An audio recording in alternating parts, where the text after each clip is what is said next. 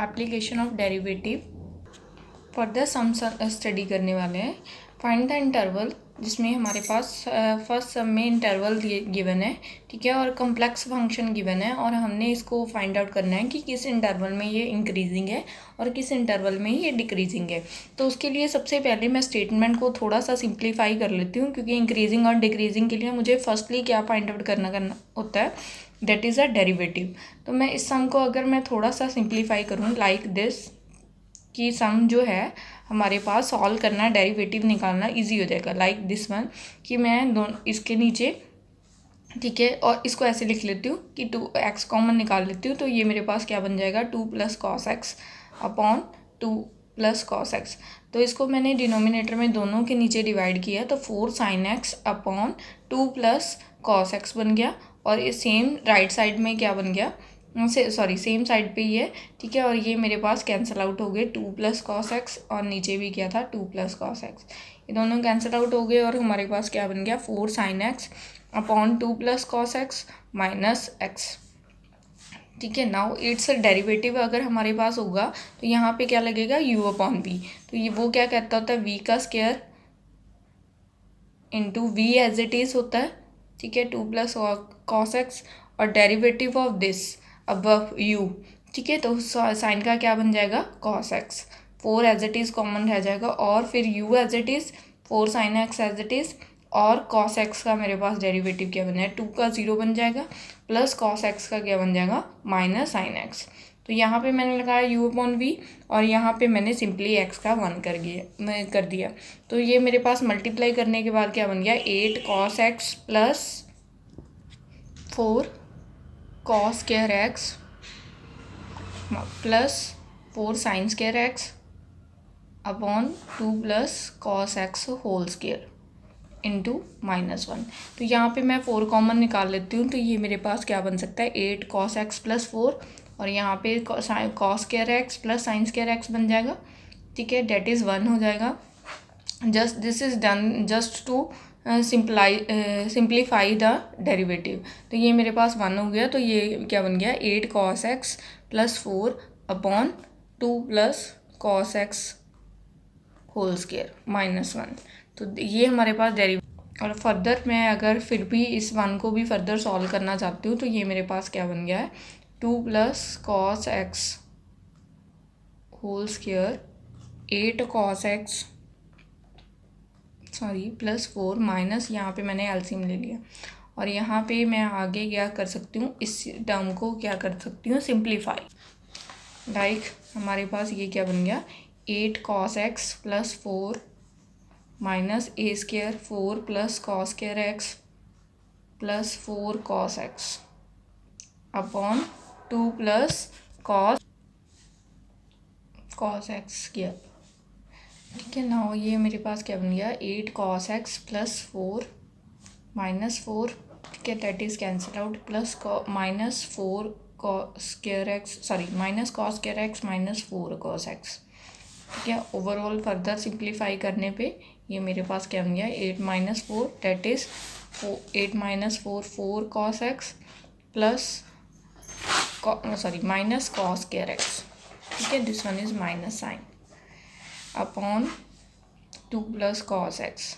ये मेरे पास क्या है सिंप्लीफाई करने के बाद डेरिवेटिव आ गया, ठीक है। तो फॉर इंक्रीजिंग के लिए फर्स्ट केस था हमारे पास, ठीक है, तो उसके लिए हमारे पास डेरिवेटिव क्या होता है >0, f' इज़ >0।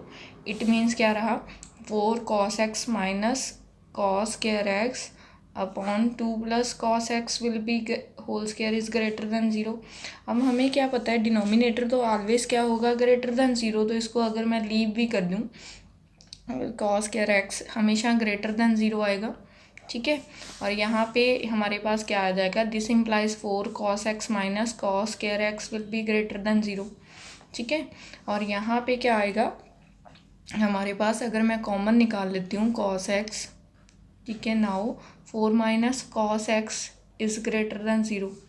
अब हमें क्या पता है कि दैट इज़ 4 - cos x जो होगा, ठीक है, 4 - cos x, अगर मैं इसको सिंपली लिख देती हूँ, ये हमने डिनोमिनेटर लीव नहीं करना, ठीक है, हमने सिंपली इसको भी साइड पे लेके जाना है, ठीक है, ये जस्ट वैसे सिंप्लीफाई किया है कि that term is greater than 0। 4 minus cos x, ये भी हमारे पास ग्रेटर दैन 0 होगा। क्यों? क्योंकि कॉस एक्स की वैल्यू जो होती है ना हमेशा -1 से 1 लाई करती है, तो इसका आंसर मैक्सिमम -1 आ सकता है, जब -0 पॉइंट समथिंग आ सकता है, तो ये आंसर माइनस माइनस पॉजिटिव आ जाएगा। अगर पॉजिटिव में भी आया तो भी टर्म 4 बड़ा है, 1 छोटा रहेगा, ठीक है, तो यहाँ पे जो आंसर है वो ग्रेटर दैन 0 ही आएगा। ठीक है, तो इस चीज़ को ओवरऑल ये हमेशा ग्रेटर दैन 0 है, ये हमेशा ग्रेटर दैन 0 है, तो इसको ग्रेटर दैन करने के लिए क्या होगा? ठीक है, तो ये तभी ग्रेटर दैन होगा जब कॉस एक्स ग्रेटर दैन होगा। तो इसको अगर लीव भी कर जाएं, वैसे कंडीशन फाइंड आउट करने के लिए हम एक्स पता करने के लिए इसको लीव कर देते हैं। ठीक है, तो ये हमारे पास कॉस एक्स ग्रेटर दैन 0 कौन कौन से इंटरवल में होता है हमारे पास? अगर मैं 0, π/2, पाई, 3π/2 और यहाँ पे 2π ले लूँ, तो कौन कौन से इंटरवल में हमारे पास एक्स की वैल्यूज़ जो हैं वो क्या आएंगी? पॉजिटिव आएंगी। तो ऐसे कौन से इंटरवल हैं? से इंटरवल रह गए हमारे पास, एक तो सारे थीटास इस वाले क्वाड्रेंट में आफ्टर स्कूल टू कॉलेज अगर हम चेक करें तो आफ्टर स्कूल टू कॉलेज के अकॉर्डिंग यहाँ पे फर्स्ट क्वाड्रेंट हमारा हमेशा क्या रहेगा? पॉजिटिव रहेगा। और आफ्टर स्कूल टू कॉलेज यहाँ पे थर्ड क्वाड्रेंट जो है वो हमारा हमेशा क्या रहेगा? पॉजिटिव। तो एक्स की वैल्यूज़ क्या रहेंगी? या तो इस क्वाड्रेंट को कैसे लिख देते हैं कि 0 to π/2, ठीक है, और इस क्वाड्रेंट को हम कैसे लिख देते हैं? थर्ड क्वाड्रेंट को 3π/2 से 2π भी लिख सकते हैं। ठीक है, 3π/2 एक्स कॉस एक्स को अगर ग्रेटर दैन 0 बोलना है, ठीक है, तो हमारे पास क्या आएगा? After school to college, sorry ये वाले क्वाड्रेंट में हमारे पास क्या रहेगा? कॉस पॉजिटिव रहेगा। After school to college it means यहाँ पे tan, इसमें कॉस और उसका इन्वर्स, इसमें ऑल, इसमें जस्ट साइन। तो इन दोनों क्वाड्रेंट में हमारे पास पॉजिटिव आएगा। तो एक्स की वैल्यू इस क्वाड्रेंट में क्या रहेगी? 3π/2 से लेके किस तक मूव कर रहा है? 2π तक। तो इसके इंटरवल्स हमारे पास ये वाले आ गए, 2 इंटरवल्स।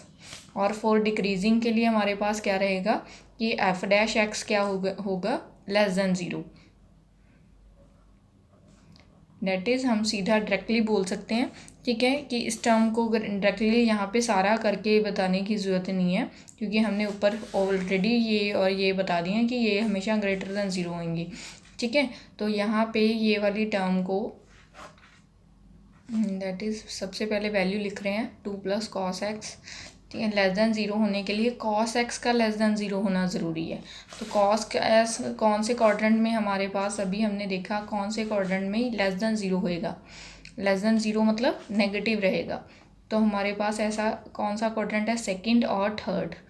सेकंड क्वाड्रेंट में कॉस नेगेटिव होता है और थर्ड क्वाड्रेंट में। तो सेकंड क्वाड्रेंट को मैं कैसे लिखती हूँ कि यहाँ पे इसकी वैल्यू क्या रहेगी? आफ्टर स्कूल टू कॉलेज, इसके अकॉर्डिंग π/2 से लेके मैं इसको कैसे लिख सकती हूँ फर्दर? ठीक है, ओवरऑल इसमें दैट इज़ ये पाई हो सकता है, और क्या कर सकते हैं? पाई से 3π/2 लाइक। तो इन दोनों का कंबाइंड मैं ऐसे भी बोल सकती हूँ कि कौन सा इंटरवल आ गया? एक्स π/2 से लेके 3π/2 की रेंज में क्या रहेगा? नेगेटिव। तो ये इसका इंटरवल रहा। ओवरऑल भी लिख सकते हैं, सेपरेटली भी लिख सकते हैं, तो दोनों तरीके से लिख सकते हैं अगर फंक्शन को हम डिक्रीजिंग करना चाहते हैं। ठीक है, और इंक्रीजिंग करना चाहते हो तो ये वाले 2 इंटरवल है। ये डिफरेंट टाइप्स के ऊपर थे, तो इसलिए इनको कंबाइन नहीं कर सकती। ये सेम साथ साथ थे तो इनको मैं कंबाइन करके भी लिख सकती हूँ। नाउ अनदर सम में हमारे पास फंक्शन गिवन है f(x) x/(x²) + 1 इंक्रीजिंग और डिक्रीजिंग सेम सम की तरह चेक करना है। ठीक है, तो समवट डिफरेंट है, तो इसलिए हम इस सम को कर रहे हैं। f(x) हमारे पास क्या है? x/(x² + 1), तो इट्स डेरिवेटिव हमारे पास क्या बन गया? u/v के according v² v as it is derivative of u that is 1 minus u as it is derivative of v। तो ये मेरे पास सॉल्व करने के बाद क्या बन गया? x² + 1 minus 2x² upon x² + 1 whole square that is 1 minus x²। ठीक है, इन दोनों को सॉल्व करने के बाद x² + 1 होल स्क्वायर। ठीक है, तो फिर फर्स्टली इंक्रीजिंग वाला केस था, तो हमारे पास फॉर इंक्रीजिंग के लिए f' will be greater than 0। ठीक है, तो F dash x greater than 0, it means that 1 minus x square upon x square plus 1 will be greater than 0. ठीक है, ये टर्म हमेशा greater than 0 है, तो it means ये term greater than 0 because x square plus 1 whole square will be always greater than 0. तो हमारे पास यहाँ पे 1 greater than x square, मतलब x square से अगर मैं इसको ऐसे लिखूँ तो ये बन गया, तो x अगर मैं स्क्वायर को इधर भेज दूँ, ठीक है, दोनों तरफ, तो मेरे पास क्या हो सकता है, तो एक्स मोड बोल सकते हैं कि स्क्वायर उधर गया। हम ये भी बोल सकते हैं कि एक्स की रेंज क्या है, -1 to 1। ठीक है, एक्स मोड इसलिए डाला क्योंकि स्क्वायर जब भी इधर जाता है तो प्लस माइनस देता है। ठीक है, तो मैंने इसको कंबाइन स्क्वायर भेज दिया, मोड लिख लिया है +1 -1 की जगह पे। तो एक्स की रेंज क्या है, -1 to 1। तो यहाँ पे इंटरवल हमारे पास एक्स किस में बिलोंग कर गया, -1 to 1 रेंज में हमारे पास क्या आ गया, increasing. F is increasing in this range, that is -1 to 1। Now decreasing के लिए, फॉर डिक्रीजिंग हम क्या करेंगे कि एफ डैश एक्स को क्या कर देंगे, डिक्रीजिंग। तो यहाँ पे F dash x less than 0 आ जाएगा, F dash x is less than 0। ठीक है, तो इस केस में हमारा डेरिवेटिव क्या था, 1 minus x square upon x square plus 1 square will be less than 0। ठीक है, तो इट मीन्स क्या रहेगा, 1 minus x square will be less than 0। Again हम लिख सकते हैं इसको कि x square plus 1 square whole greater than 0 होता है, तो इसका तो कोई चक्कर नहीं है। ठीक है, जस्ट इसके लेस और इसके ग्रेटर होने से एफ डैश एक्स बदल जाएगा। तो यहाँ पे हमारे पास क्या आ गया, 1 लेस देन एक्स स्क्वायर आ गया। तो एक्स स्क्वायर इट मीन्स क्या आएगा, ग्रेटर देन 0।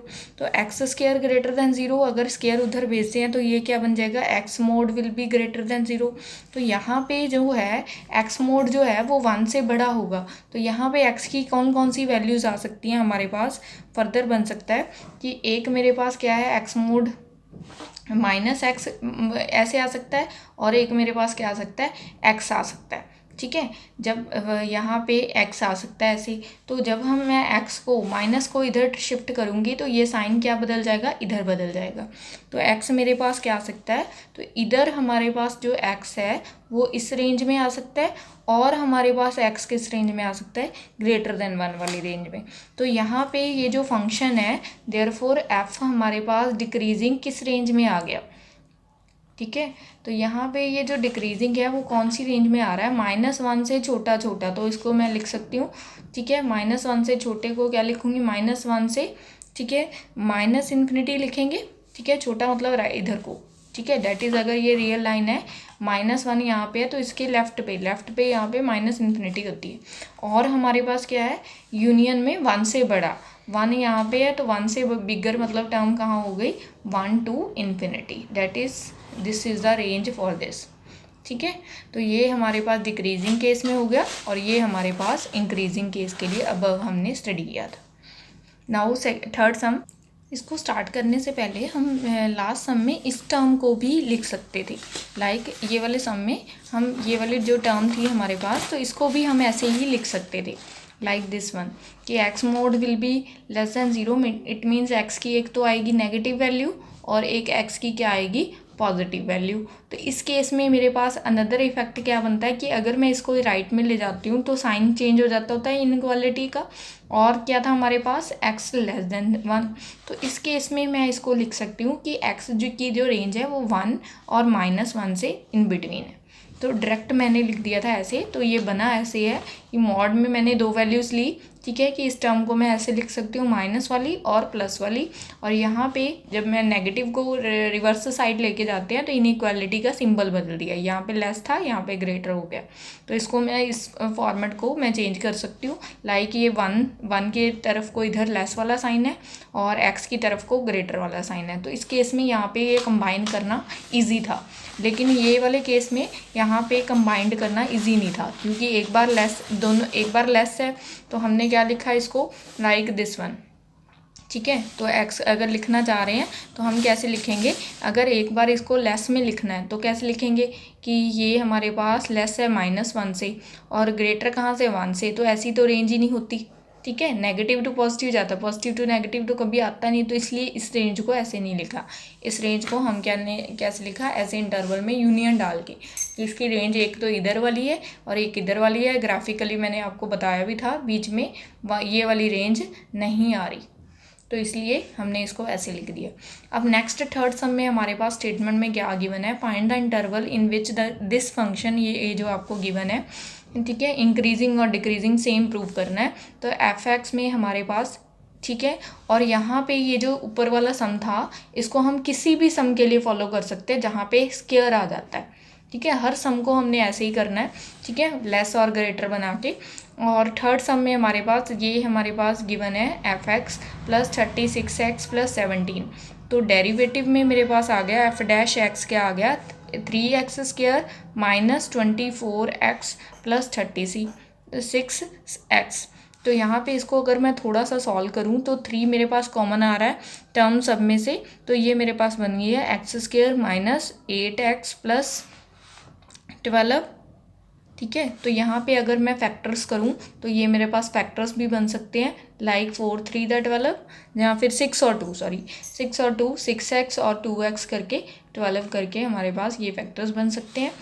और यहाँ पे ये फर्दर क्या बन गया, x माइनस एक्स, ठीक है, और यहाँ पे x minus 2 x minus x, that is it will give us 3x minus x, ठीक है। तो ऐसा क्यों किया, ठीक है, ये आगे आपको जब हम लेस और ग्रेटर करेंगे तो वो कन्वीनियंस के लिए हमने ऐसे किया, ठीक है। तो सबसे पहले हम इंटरवल में क्या करते थे कि x की वैल्यू फाइंड आउट करने के लिए रियल लाइन को डिवाइड करते थे। तो वो कैसे होता था इस केस में, लाइक लास्ट वीडियो में भी किया था कि एफ डैश एक्स को 0 करके यहाँ से x की वैल्यू फाइंड आउट कर लेते हैं। तो 3x माइनस 6, यहाँ पे -2 इक्वल टू 0 हो गया। तो यहाँ से हमारे पास ये दो टर्म्स का प्रोडक्ट 0 है, तो इधर जहाँ तो 6 इक्वल टू 0 होगा, जहाँ फिर x minus 2 product equal to 0 होगा, क्योंकि 3 तो कभी हो नहीं सकता। तो यहाँ से x की वैल्यू एक तो आई है 6 और एक आई है 2। तो इसने रियल लाइन को, now this divides the real line into 3 parts. This divides real line into, ठीक है, कितने पार्ट हो गए, 3 parts, that is 3 intervals, ठीक है। तो हमारे पास ये इंटरवल्स कैसे रहे कि अगर मेरे पास रियल लाइन है ये वाली, और यहाँ पे मैंने पॉइंट क्या क्या निकले मेरे 2 और 6, और इसके अकॉर्डिंग ये रियल लाइन का एक ये वाला पार्ट है फर्स्ट पार्ट, ये सेकंड पार्ट है और ये थर्ड पार्ट है। इस पार्ट को कैसे लिखेंगे, -∞ to 2, और सेकंड पार्ट को 2 to 6, और थर्ड पार्ट को 6 to ∞। अब हमारे पास फर्दर हमने हर एक इंटरवल में चेक करना है, ठीक है। -∞ to 2 में क्या सीन है एफ डैश एक्स का, 2 to 6 में क्या सीन है इसका, और 6 to ∞ में एफ डैश एक्स कैसा बन रहा है। तो -∞ to 2 अगर मैं देखूं तो एफ डैश एक्स हमारे पास क्या था। अब यहाँ से कन्वीनियंस हो जाती है, क्योंकि अगर मैं इस टर्म को यहाँ से ही छोड़ दूँ तो यहाँ पे मुझे सारे वैल्यूज़ पुट करके देखनी पड़ेंगी, लेकिन यहाँ पे मैं सीधा ही चेक कर सकती हूँ। कैसे, एफ डैश एक्स मेरे पास क्या था, ये वाली टर्म थी, ठीक है, दैट इज़ दिस वन। तो यहाँ पे अगर मैं -∞ to 2 करूँगी तो मतलब मान लो मैंने 1 पुट कर लिया, ठीक है, कोई भी एक पॉइंट, तो यहाँ पे आंसर आएगा नेगेटिव, और ये भी टर्म क्या आएगी मेरे पास, नेगेटिव। तो ये मेरे पास जो आंसर आएगा वो क्या आएगा, नेगेटिव, और ये भी क्या आएगा, नेगेटिव। तो इट means negative positive greater than 0, ठीक है। तो इस केस में हमारे पास इंटरवल क्या हो गया, इंक्रीजिंग। और दूसरे केस में जब मैं पुट करूँगी एफ डैश एक्स को, क्या करूँगी, पॉजिटिव पुट करूँगी, 2 to 6 वाली रेंज में पॉजिटिव पुट करूँगी। मान लो मैंने पुट किया 3, ठीक है, या 4 या 2 पॉइंट समथिंग 2.1 भी पुट किया, तो ये आंसर मेरे पास क्या निकलेगा, नेगेटिव। और आगे वाला आंसर मेरे पास क्या बनेगा, 2.1 भी पुट किया, आंसर क्या आएगा, पॉजिटिव। नेगेटिव पॉजिटिव मतलब इस केस में हमारे पास लेस दैन 0 ने आंसर निकलेगा, और थर्ड वाले केस में हमारे पास, ठीक है, नेगेटिव पॉजिटिव आंसर क्या आएगा, लेस दैन 0। और थर्ड वाले केस में हमारे पास क्या आ रहा है, लाइक दिस वन, कि हमारे पास थर्ड वाले केस में 6 to ∞ मैंने पुट करना है, मतलब 7 पुट कर दिया, तो ये टर्म क्या निकलेगी, पॉजिटिव, और अगले वाली टर्म भी क्या निकलेगी, पॉजिटिव। तो आंसर क्या आएगा, ग्रेटर दैन 0। और हमने क्या चेक करना था, किस किस इंटरवल में ये इंक्रीजिंग है और किस किस इंटरवल में ये डिक्रीजिंग है। सो हम क्या बोल सकते हैं, एफ डैश, जहाँ एफ एक्स सिंपली बोल सकते हैं, is increasing in these two intervals. कौन से वाले हैं? ये वाला हमारे पास -∞ to 2 एंड 6 to ∞। इसमें इंक्रीजिंग है एंड डिक्रीजिंग इन, एक ही इंटरवल में डिक्रीजिंग है। वो इंटरवल हमारे पास फर्दर क्या बन गया, डेट इज़ 2 to 6।